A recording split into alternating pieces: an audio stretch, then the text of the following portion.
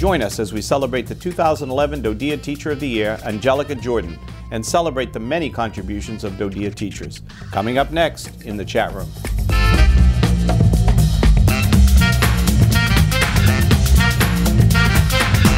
Welcome to the chat room. I'm Frank O'Gary, your host today. The National Teacher of the Year program recognizes teachers for their dedication and contributions to the lives of military-dependent children. The program also allows and encourages teachers to be educational leaders. With me in the studio is the 2011 DoDEA Teacher of the Year, Angelica Jordan from the Heidelberg District. Ms. Jordan has been teaching partial Spanish immersion and Spanish FLES to 2nd and 3rd grade students at Mannheim Elementary School in Germany for the past 7 years. Prior to her assignment with DoDEA, Ms. Jordan taught for 8 years in Minnesota. Ms. Jordan is a graduate of Concordia College. She earned her master's degree in education from Hamline University in St. Paul, Minnesota. Welcome, Ms. Jordan. Thank you. Thank you for having me. It's a pleasure to have you here. And you've had recently an exciting time with many of your peers, the other state teachers of the year, in a celebration in Washington. Tell us a little bit about that. You know, it was an amazing honor. Everybody got an opportunity to go to the White House, to meet President Obama, to go into the Oval Office and shake his hand. Wow. And I heard you got a coin when you were there. I did. I was the only state teacher of the year to have an opportunity to receive the commander's coin, which is an amazing honor when you're connected with military communities. For sure. And were there other VIPs that you met that week? There were. You know, we went to a reception at the Biden residence, and I had an opportunity to meet Dr. Jill Biden, the second lady. Wow. And, you know, she is actually an educator by trade. Yes. And she's still teaching at a local community college. That's great. So she spent some time talking to all of the state teachers of the year about the new Joining Forces initiative that they're doing with the White House. And that's going to hopefully connect military families with the civilian community. Yeah, I know she's really dedicated to education. And you met the Secretary of Education as well?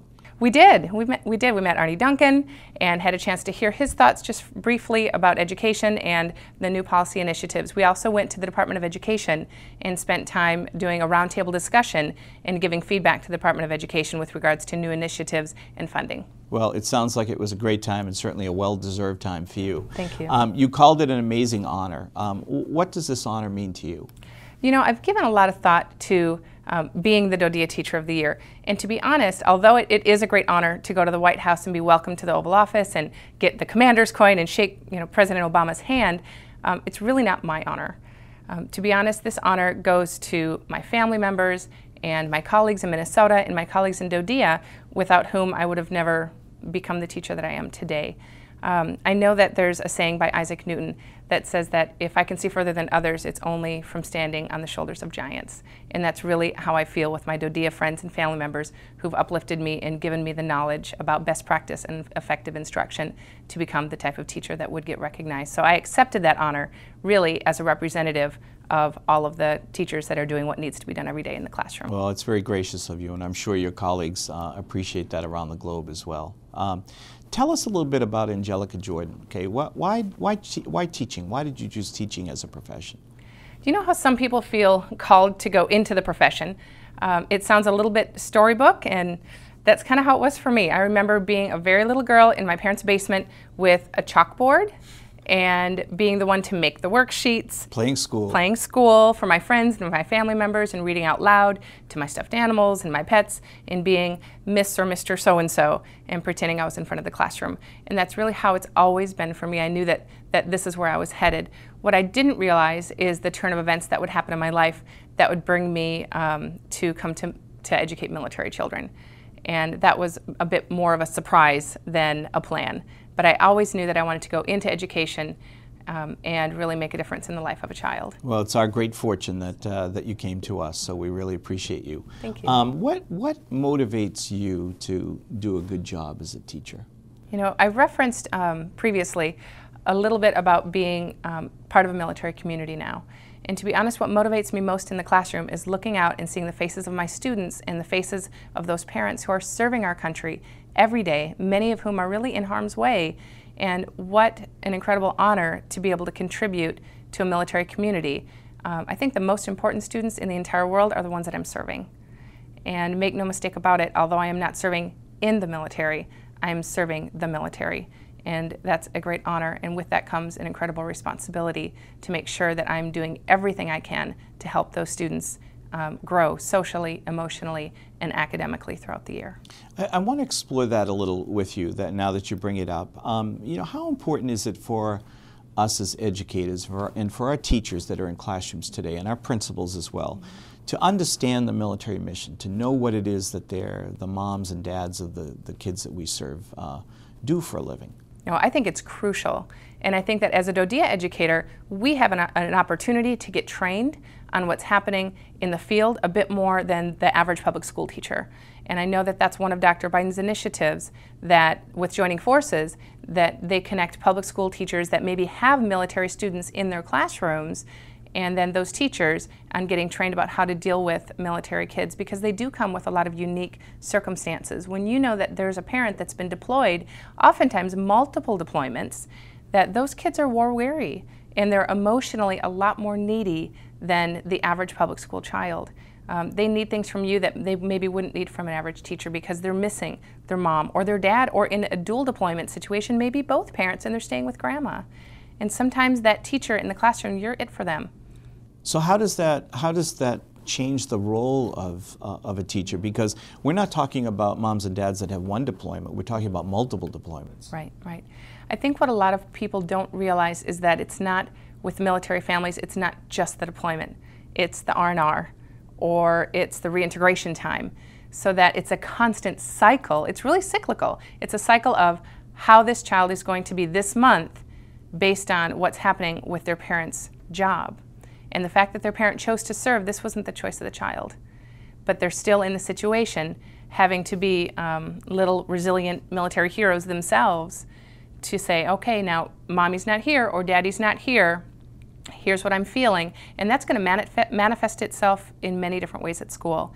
And so it's the teacher's job to really be able to recognize what's going on in their life, know what's happening at home, know what's happening on the parent's job, and then see how it's manifesting itself at school, and then trying to help build that relationship with the family, that relationship with the child, that trusting relationship, so you can give them what they need at school, which might be you going out to recess and playing ball with them instead of grading papers.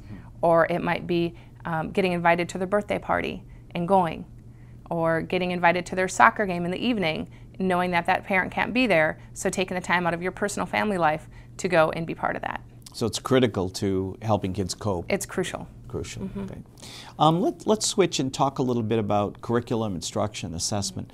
How important are those from in your viewpoint, as factors in whether or not we improve as a school system? That's an interesting question, because I think a lot of people think that teachers have a magic wand, that good teachers wave their wand and the kids magically learn, and that's effective instruction. But the fact of the matter is that curriculum, assessment, instruction, you can look back and there's a humongous research base about what works and what doesn't work. And when you've learned about what works and what doesn't work, then what you need to do as a teacher is assess whether or not your students are learning, and then modify and adjust your instruction. So it's not really magic. As teachers, we need to really be open to change and to looking at what's working with our particular set of students, and then changing and monitoring what we're doing in the classroom. I find that a lot of my students come with a unique set of circumstances. So from year to year, what worked last year might not work this year. And what works with one student today might not work with somebody else tomorrow. So although we can say that there is a large database of here's what effective practice looks like and sounds like, in each individual circumstance, we need to take into account those students as well. And even within the classroom, I mean, you have a wide range of a diverse group of students, Yes. a wide range of abilities. So you've got the need to meet all of those with the class that you have. So right.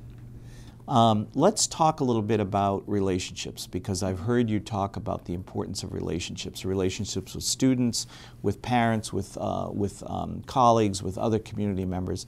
Why is this important to the success of a teacher? The single most important factor influencing student achievement in the classroom is actually something that happens outside of the classroom, which is parental supportive education. And parents can support the education of their children in a multitude of ways. It includes coming into the school to volunteer, attending parent-teacher conferences, but more importantly, what happens at home in the evening, reading to their children, reading to their older children, and modeling what that sounds like for your kids, making sure their homework is done. Letting the kids know that you really feel as a parent that you value education and what's happening from 9 until 3 is the most important part of that child's day. So getting to know the parents and their family circumstances is going to affect whether or not they feel welcome to come into a teacher's classroom and welcome to be really an active partner in the education of the children. So building those relationships with families is critical. Also with your colleagues. If you take a look at most teachers have their heads down, their door closed, and they're so overwhelmed with what's going on every single day because you're trying to meet the social and emotional and academic needs of 20 or 25 different little bodies in your classroom. And you're trying really to be everything to each child in that room. But what happens when we get so focused on our little microcosm that's in front of us is we forget to look up and to look out our doors and to really take advantage of the expertise of our colleagues, because somebody right next door or right down the hall could be an amazing asset to you as an educator.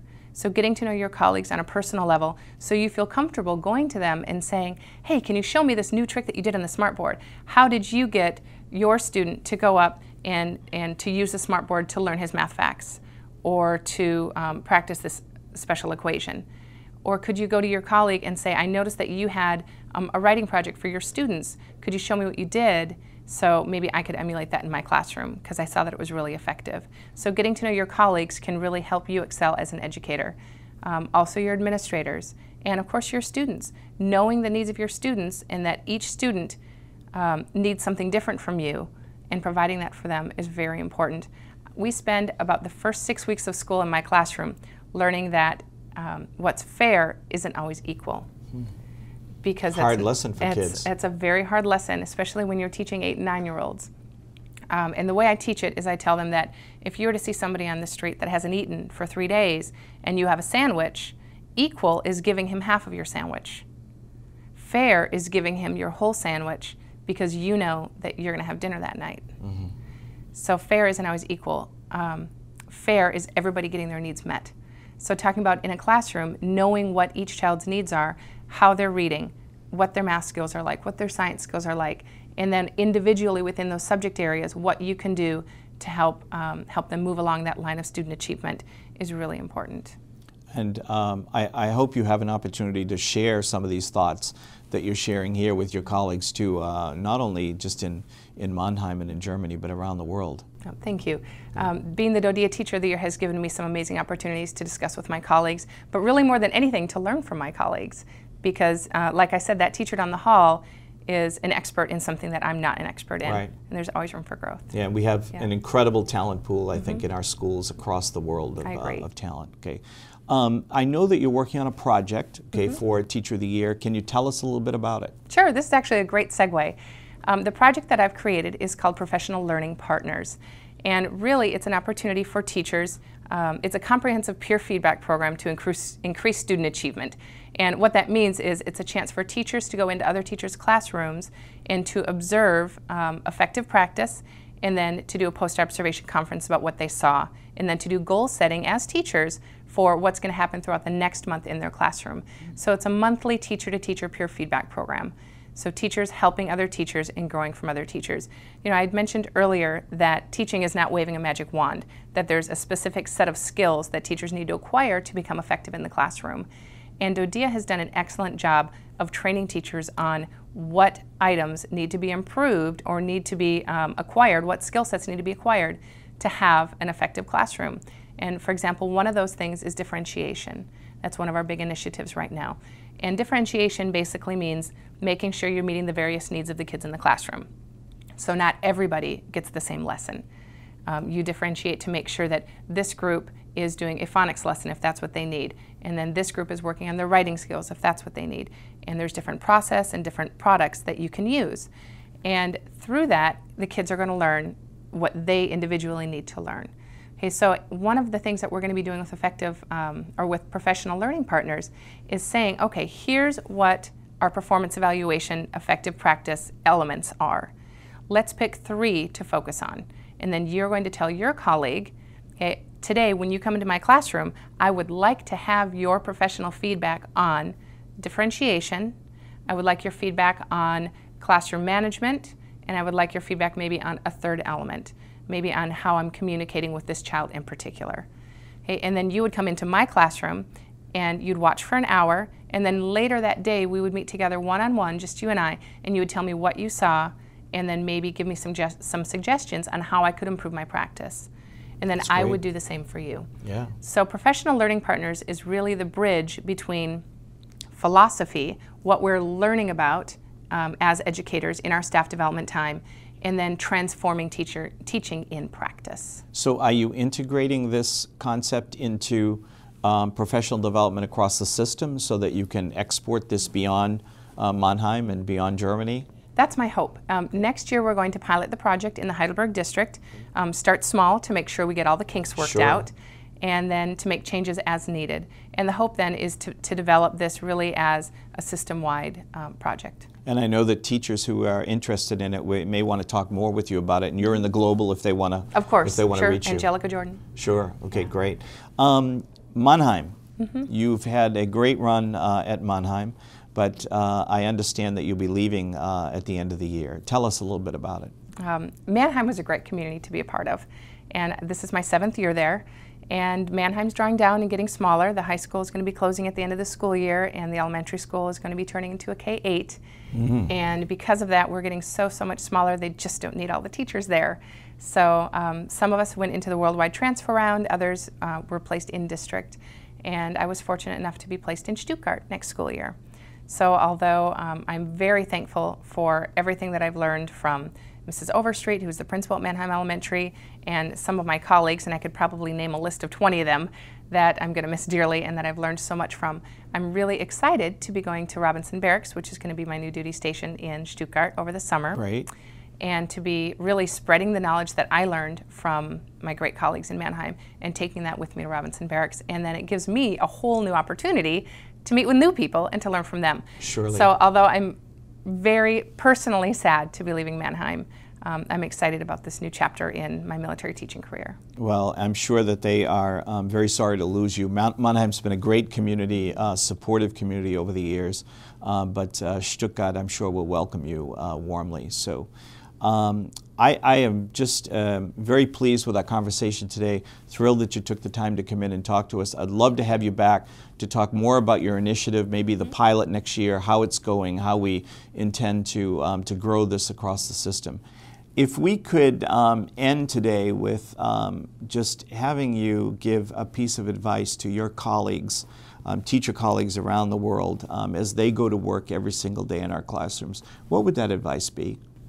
You know what I would tell my colleagues is that teaching is, it's really kind of stealing a quote from William Butler Yeats, and it's the tagline on my email, and it's that education is not necessarily the filling of a pail, but rather the lighting of a fire. And what I would like to see my colleagues do is something that I strive to do every single day, and that's open doors, use each other, use the internal expertise in your building, and connect, collaborate, cooperate, and create something amazing for students. And I know that's what we all strive to do every day. Great advice, great advice. Well, Angelica, I want to thank you for joining us today to talk about these things. You've been a great guest. I'd love to have you back in the future so that we can talk more about your initiative perhaps next year when you're piloting that in the Heidelberg district, so that we can talk about ways that we can build some capacity across the system with the great ideas that you have. And I know that I speak for our fellow teachers, administrators, students, parents across the system in telling you how proud we are of the honor that you've achieved and how great a representative you are of the system in this role. So thank you so much for what you do. Thank you. Thank you for having me today. Our pleasure, our pleasure. To learn more about the DoDEA Teacher of the Year program and Miss Angelica Jordan, visit our website. Thank you for joining us in this edition of The Chat Room.